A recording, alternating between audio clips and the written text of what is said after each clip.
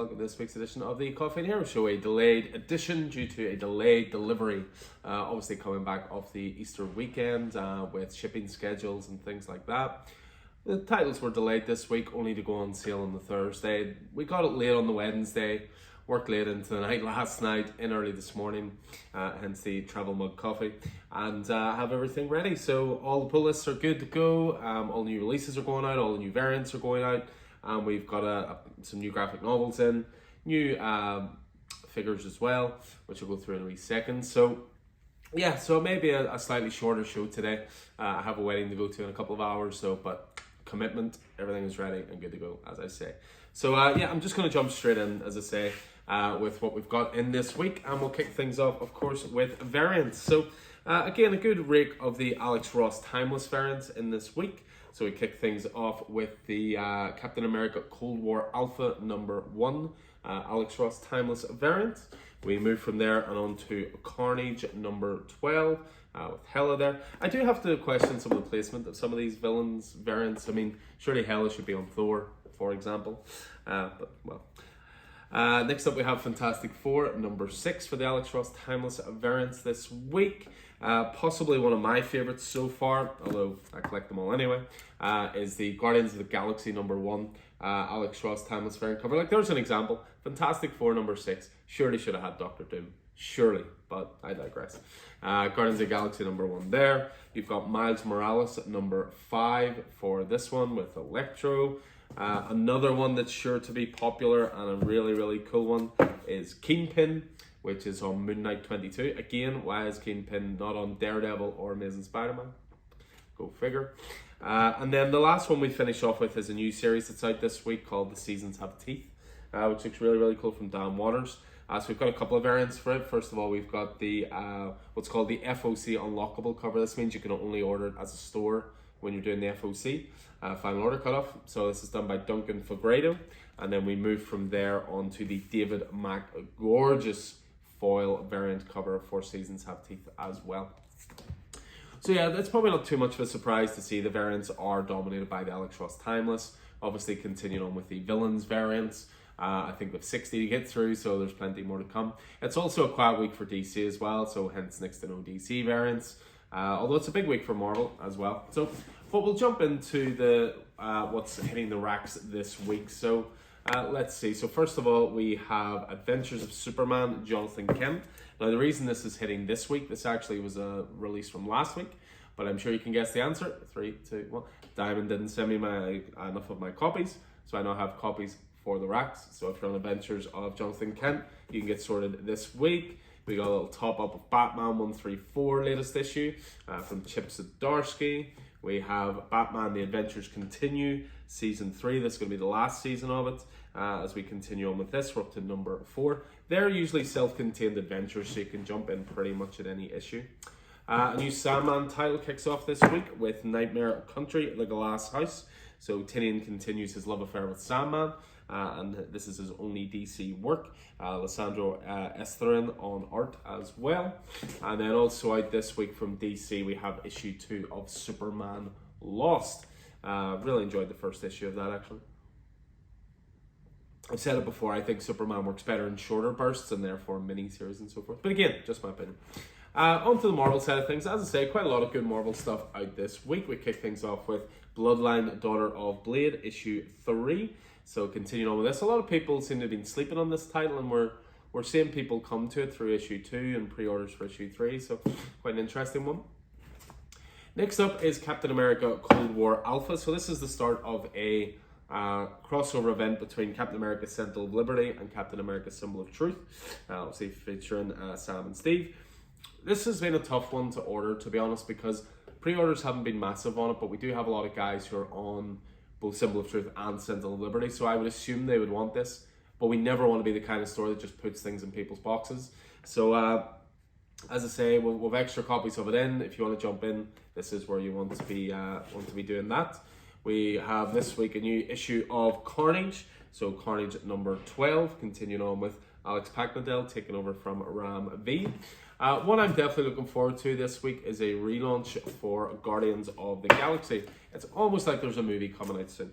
But the reason I'm excited for this is the creative team. So you've got Colin Kelly and Jackson Lanzig on writing duties. They, of course, are the creative team doing Captain America, Sentinel of Liberty, and Cold War Alpha. And then you've got Kev Walker on art, so it's going to be a gorgeous book as well, and a great jumping on point for new readers. We have a little anthology book in this week, which is Marvel Voices Spider-Verse. So this is essentially an anthology-based book around the Spider-Verse. 8 to 10 individual stories, loads of different creators are working on that. So they're always one-off volumes. You have a new issue this week of Miles Morales, so we're up to issue 5 from the more recent relaunch from Cody Ziegler and Federico Vincentini. We have Moon Knight out this week with Moon Knight issue 22. Jed MacKay, Alessandro Capuccio continuing their great work on, for me, one of Marvel's best titles. We have a little bit of Star Wars stuff. We have Star Wars Bounty Hunters. We're up as far as 33. I must admit, this was a series I never thought would go this far. This had basically, to me, mini-series written all over it, so fair play. We also have Star Wars Dr. Aphra out this week, which is issue 30. Star Wars High Republic, latest volume of this from Kevin Scott, reaches issue 8. And then to finish off, we have 2 left. We have Storm and the Brotherhood of Mutants, part of the Sins of Sinister range. We're up to issue 3 on that. And then we have a little facsimile. No, it is not the original. I wish it was. We have the facsimile of the original 1963 issue of X-Men issue 1. So we move from there and we are on to the indie side of things. So a couple of good indie releases this week and some nice starting points as well. Some new number ones, which is always a nice thing to see. We've got the newest issue of James Bond for King and Country. So this is issue 1. Beautiful, beautiful Joseph Lisner cover there, I have to say. And I've been really enjoying the James Bond stuff since Phil Kennedy Johnson took over on that. We have Clear issue 2, which is the second issue of the Scott Snyder Francis Manapul miniseries. We do have number 1s in stock on the website, so you can certainly jump in at number 1, and then number 2 is out this week. We have a new book from Opus Comics called Tales of Science Fantasy. So Opus has been a range that has started to increase in terms of visibility and in terms of the amount of titles being released. So and Frank Frazetta's name's getting out there a little bit more as well through the likes of Death Dealer, for example. Next up, we have the Great British Bump Off. You gotta love that title, admittedly. This is a new Dark Horse comic series. Looks like it's got a bit of a dark sense of humor. Took a wee issue of this myself just to give it a go and see what I think. Radiant Black, we are now up as far as issue 23. Kyle Higgins continuing to expand his massive verse. Of course, plenty of other titles linked into that as well. But Radiant Black is definitely the spearhead title. And then we finish off with 2. We have The Seasons Have Teeth. I'd mentioned it through the variants, of course. It's a brand new Boom number 1. Boom number 1s are usually worth it, to be honest. You know, whether it's Seven Secrets number 1, it's Someone's Killing the Children number 1, it's House of Slaughter number 1, etc., etc.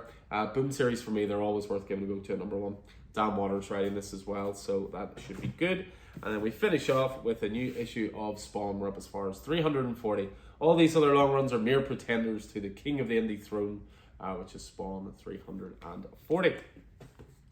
So that is what's going on the racks and the variants for this week. So we'll move away from there and on to graphic novels. So we kick things off with the next volume of the Mighty Marvel Masterworks, continuing with Thor here. This is volume 22 of a special limited printing collector's edition. We always get the DM covers in, the direct market covers, so these are comic store exclusives. We always get them in, they showcase the older artwork as opposed to new covers. I think it's Frank Cho doing them, which they're lovely covers, but I just have a bit of a soft spot for the older ones. But this covers Journey into Mystery 110 to 119. Again, I'm collecting all of these for Alfie for as he grows up. Hopefully he gets into comics, fingers crossed. But yeah, those are great wee additions and always well priced. New Epic Collection in this week for X-Men. This is Epic Collection X-Men Legacies. This is volume 22. This covers 1993. You've got the likes of Scott Lobdell on this, Fabian Nicieza, Adam Kubert, John Romita Jr., Chris Bacalo.